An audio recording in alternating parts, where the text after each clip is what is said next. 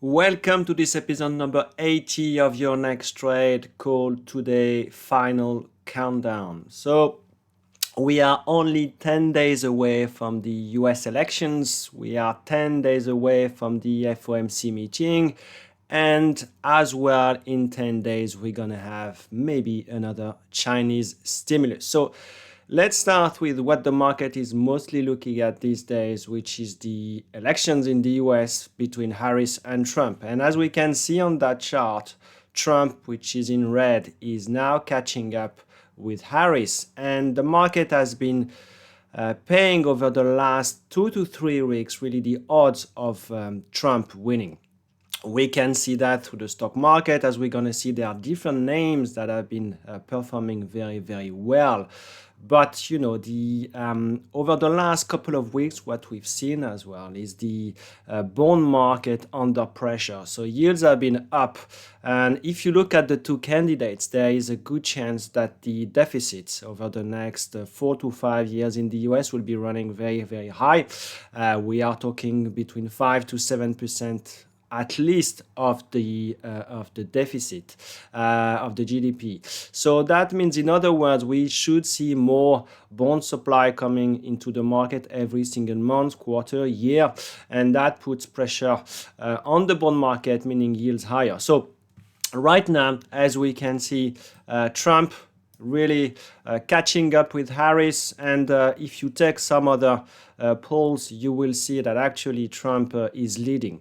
Interesting fact as well, there is a French trader that put like a 40 million bet on Trump winning, and that has been different implication on some other stocks and assets. So you could assume that this bet is creating waves, and you should assume as well that this is not only a single position for this trader, but he has been putting some other positions, not to manipulate, but let's say to make the market moving. So let's look at the year-to-date asset performance as usual. We are talking 22%, roughly 23% for the S&P and the Nasdaq, so very strong with the US really outperforming the rest of the world. Euro stocks is up 10% for the year. If we look at Europe, 13% for Japan.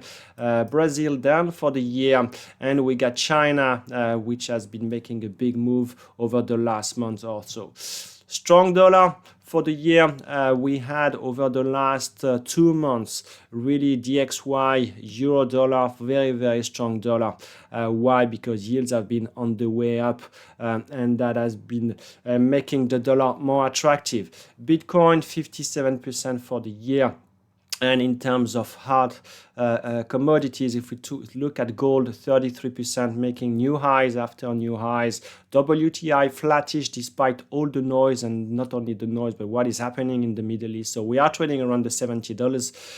You can see a lot of people on Twitter saying, oh, it should be much, much higher because XYZ. They have been wrong since 80, 85, no matter what. So don't listen to these 100,000, 150, 200,000 people who have followers. I'm interested into the week-to-date asset performance. So we have been down 1% for the week on the S&P. We have been trading on the futures between 4,800 and 4,900.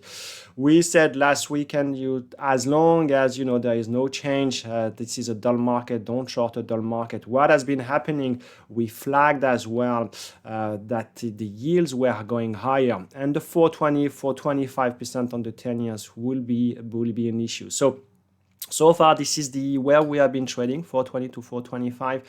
My conviction is still the same. If we go much higher than the 425, then stocks will be really struggling. But as we can see for stocks, for most markets, they have been done on the week. So some profit taking after such a big move that started at the start of August.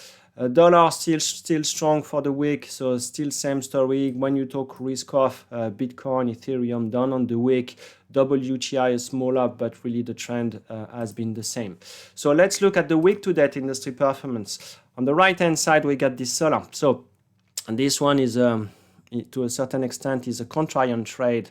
If you want to believe that now Harris will be winning, actually on Friday, as suggested on the community, this is what we call the lotto ticket. The odds are very, very small, but if it pans out, actually that would be a fantastic trade. So I did some 50-60 call spread January, which cost me 40 cents to be making 10 or 10 minus 40 cents. That means 9.6. So that gives you the reward. I will be looking for a really big move on the solar. We are talking 50% in the next 3 months. The odds are very, very low, but this is my lotto ticket if Harris is winning, and that allows me not to be putting huge exposure and making sure that if there is a big move, I'm going to be in it. Other end of the spectrum, I think what is important in that one is, as we can see, the materials. You're going to see later that as well industrial have been underperforming. So in other words, if you look at the sector performance here, materials down 4% on the week, industrials almost 3%, whereas the S&P was only down 1%, because XLY through Tesla, which was up more than 20% on the week, did very, very well. But overall, the cyclicals have been a bit struggling, defensive have been struggling. So not an easy market to read for this week, when we get, as I said, Tesla and some very few names that are doing very, very well. We are talking IT and consumer discretionary, and the other part of the market has been a bit struggling. What I want to flag as well is you did have some names like T-Mobile that suffered a bit. So what is interesting for this earnings season so far is really, as we flagged last week, the winners, the companies that beat the expectations, did very, very well on the day. We are talking in the US. And when they missed in Europe, actually, they did very, very badly. But as well, what we saw over the last 10 days is when the companies just meet the expectation or did a bit better, we are talking G, we are talking some industrials, actually they were quite punished on the day. We are talking between 5 to 10%. So let's see if it is going to carry on for the next of the earnings season. Now, looking at the 10 years, as I flagged, I'm looking at the 420, 425 region for the yields to be a problem going forward. Why? Because those are the levels. If you look at here, those are the levels when equities we're looking at how the yields have been, and that tells you of the big move that we had. It's not only the level that we had, but when we move from 360% on the 10 years to 420 to 425 in a matter of a month, that means the market is repricing something. We are repricing, economy to do well, 3% GDP for this quarter, but as well that means inflation, and that means as well going forward, as we are really looking at what could be happening pretty soon, that both Harris and Trump will be running a high deficit, and that means we need to have higher yields to compensate to match the demand. What about the Fed funds rate? So again, 6th of November, 7th of November. So this is not going to be a Wednesday as usual. So elections are on the Tuesday the 5th. That means they are meeting on Wednesday and Thursday, and the result of the FOMC meeting will be on Thursday. And as we can see, the market for the time being is pricing a cut. We are talking, let's say, 80% cut, but it's going to be pretty hard to have two cuts in November and December. I'm talking two cuts of 25 bips each. At least this is what the market is pricing right now. What about the VIX? So VIX is still very high. Or is still high, mostly due to the elections. We do know that VIX is taking options between 30 and 37 days. And here at 20%, we are still taking into account the election, but as we can see, looking at the futures, that afterwards market are expecting lower volatility. VIX 9 days, we had a bit of a pickup, so that's something that we flagged. We said that the realized volatility was really, really low, and implied through better views like the 9 days or even 1 day, if you want to go very, very short, was at a very low level. For this week, volatility has been on the way up due to this yield move and the 2% downside on the S&P during the week. So I want to flag now and go into the technical analysis, starting with the S&P future as always, and trying to tell you what has been happening. So we flagged last weekend, this wedge that was going up, and the direction was 6,000 for the start of November. We broke that level. Now the market has decided, what about we consolidate? The reason is for this week, we're going to have tons of the mega cap that will be coming with the earnings. So market is taking a bit of money out of the table. Nasdaq actually, interestingly, has been making new highs, not new highs since the July, but recent highs, and has been outperforming the S&P 500. Why? Because Nvidia was strong, Tesla as well. Russell, on the other hand, really weak, down 3% on the week. So we had a good trade from one of our mentees/students on the community. We went for put spread, but a bit toppish for the Russell, 3% on the week. CL1 for WTI, same story. We are trading around between the 67-75. Not much of color. Over the weekend, Israel struck Iran, but the expectations were probably for a bigger strike, so we could see some more profit taking. As you can see, if you think that there is a huge tension in the Middle East, that tells you that the supply of oil is pretty good so far.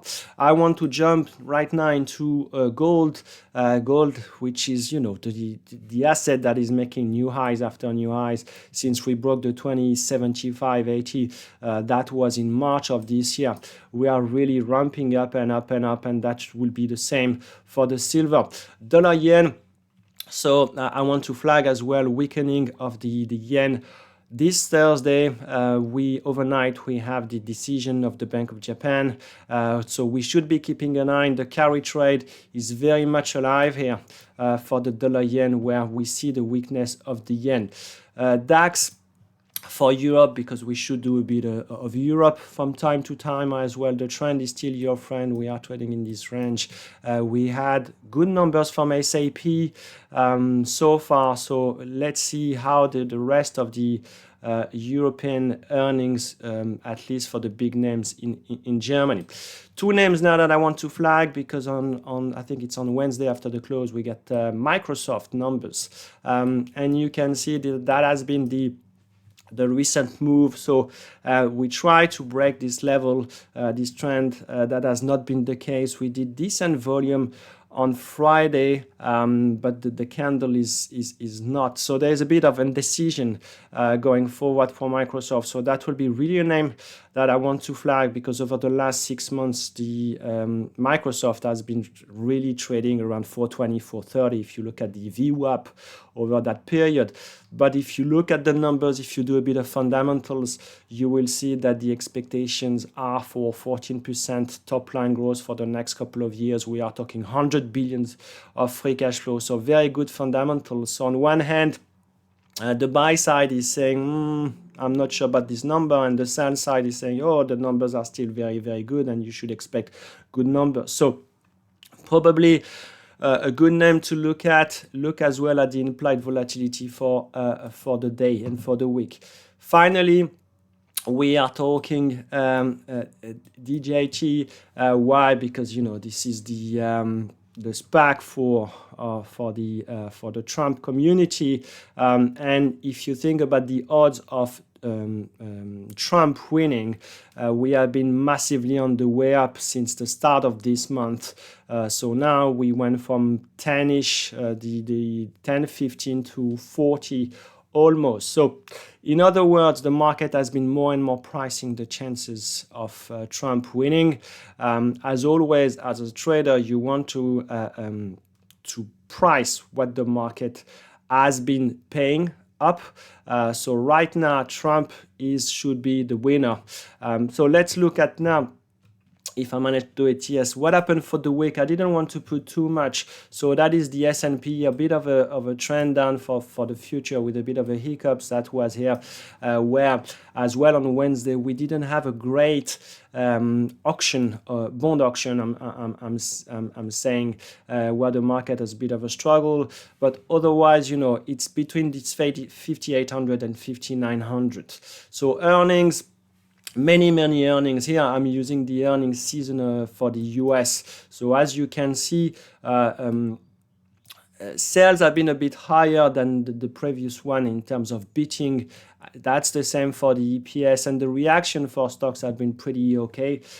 What you will see as well is probably the same number as usual, where we are talking, 80% of companies beating the expectation, 60% of the companies beating the sales expectation. But overall, actually, the sales beat has not been as good as usual. So that is something to keep an eye in the long run. I still believe that if you want to grow a company, if you want to grow EPS, you will have to grow sales. So far, okay earnings season. We had the flash PMIs where the story is more or less the same. Services are doing well. Manufacturing is not doing that well. We saw some bottoming in Europe, with Germany doing a bit better. And actually, if you look at the car sector in Germany, did pretty well. So since the lot of headlines that we had 2 or 3 weeks ago, the sector has been bouncing a bit. So I will be as well keeping an eye. So in terms of catalyst, as I said, we are 10 days away from the final countdown for the big event. So as I said, Tuesday we're gonna have Trump versus Harris. On Thursday, the FOMC expectation, and on that week as well, China is gonna discuss or not, another or more fiscal stimulus. So really 10 days, a lot of catalysts going forward. But for this week, we do have like macro, as always, like the end of the month is kicking in. We get on Wednesday, the GDP. So Atlanta and any GDP will be for expectations of 3%. So very strong quarter again for the US. We're going to have the core PCE if inflation still matters, and as well personal income spending and the cost of labor. On Friday, big number, NFP. So NFP manufacturing PMIs, ISM manufacturing. So Wednesday, Thursday, Friday, huge in terms of macro, many expectations. Recently here, this is your picture about how the S&P have been moving on the NFP day, where most of the time it has been positive. But, last time the reason was we did, the US created 250,000 jobs versus 150,000, so much better. So the trend for NFP was to come down, but over the last month or two, we have seen better macro numbers from the US, and that explained the city surprises above. So as well, what we have, obviously 31st of October, that means end of the month, some rebalancing, especially with hedging and some options. So expect on the day before and on Thursday to see some funny moves on the S&P, on the NASDAQ due to those hedgings. As well, what we have is obviously the earnings season. It's huge for this week. It's really big. We are talking 94 issues for the S&P out of 500. We are talking 1/4 of the market value. Big names, we got Ford, we got AMD, we got Eli Lilly, we got Google, we got Microsoft, we got Meta, we got Amazon, we got Apple. So really, almost every single day it's going to be extremely busy. But as you can see here, Tuesday, Wednesday, Thursday, really big days. So that is for your fabulous 7 that have been doing pretty well for this week. So outperforming the market due to Nvidia and Tesla. Let's see going forward if it carries on. But really, earnings season, we are in the middle of it. And really the end of the month is most of the time the most important. What I want to flag out as well, as we do have the FOMC meeting on Thursday in 10 days, that means we have the FOMC that is in blackout period, meaning that there is no Fed speakers that should be, and that will be talking, and we should not see any headlines. The only headlines that we're going to see are the ones from the Wall Street Journal and some others about rumors, and the Fed should be doing X, Y, Z. I want to flag as well, as this is the end of the month, that we have the quarterly refunding announcement on Wednesday, but as well we have tons of supply, of bond supply coming on Monday and Tuesday. We are talking, roughly 100 billion between bills between the two, and the five, and then we get 77 billion on Tuesday. So as always, as I flagged very often, when you have some bond supply coming just before, guess what? Bonds have been selling and yields going higher, because the market do know that to meet that big supply, you will need to have higher yields. Finally, Bank of Japan target rate on Thursday, between Thursday and Friday. And as always, looking at the expected move for the week. Last week we were at 0.9 or 1%.